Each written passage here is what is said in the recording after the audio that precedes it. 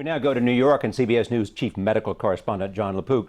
Jon, let me continue this conversation about healthcare workers. You have talked to the nurse and to her parents. What are you learning from them? Morning, Charlie. You know, I understand there's a debate on the one side, and we've heard that about whether or not there should be mandatory quarantine. But what I'm learning from them is that on the other side, there should be no debate about whether we treat returning healthcare workers who are there heroically with compassion and with respect. And I spoke to Casey Hickox this morning, her parents last night, and there's really two phases here. One is in the airport, she felt that she really was not treated with respect. In fact, she said at one point she felt like she was being treated like a criminal. She didn't know what was going on. She was not aware of where she was going to go. Several hours went by. She was hungry. They finally gave her a little bit of food. And then she went to the hospital in Newark, University Hospital in Newark. And there it changed a little bit. She was put into a tent. She said the personnel really, for the most part, the nurses and the doctors were terrific and very compassionate. But still now, on the second phase, she went into sort of not knowing what was going on. She was in sort of some cold scrubs for a couple of days. She didn't get her clothes. She wasn't able to take a shower, still hasn't been able to take a shower. She has a little scrub, little basin that she was able to give herself a sponge bath with.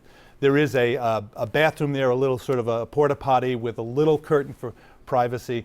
But her big question is, what's going to happen next? And she spoke to an assistant commissioner who called her, and she said, what's next? And really, she wasn't given an answer. So she's sort of in limbo. What she wants to do is go back home and be with her loved ones. And does she believe, and has she said, that it would be a deterrent for her if she knew she faced a quarantine coming back from Africa? I asked her about that, Charlie. You know, what are the repercussions? I said. She said, I think wisely, I'm right in the middle of it right now, and I need a few days to really think about that.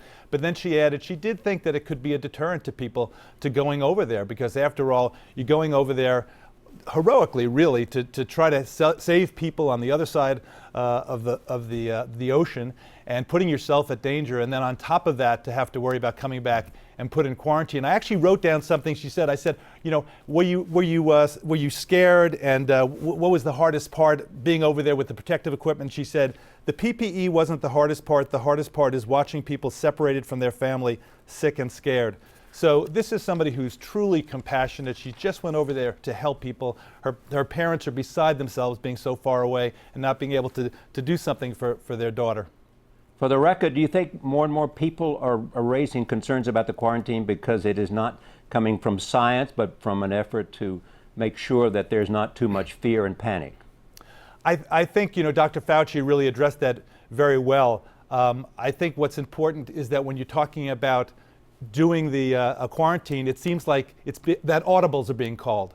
It's being done on the fly, and this is something that has to be thought out. So she ended up being taken to a place that she said only one other person had ever been in that tent, and there was no television, not that that's so crucial, no books, no ability to have access to a good computer network. She did send me some pictures on her iPhone.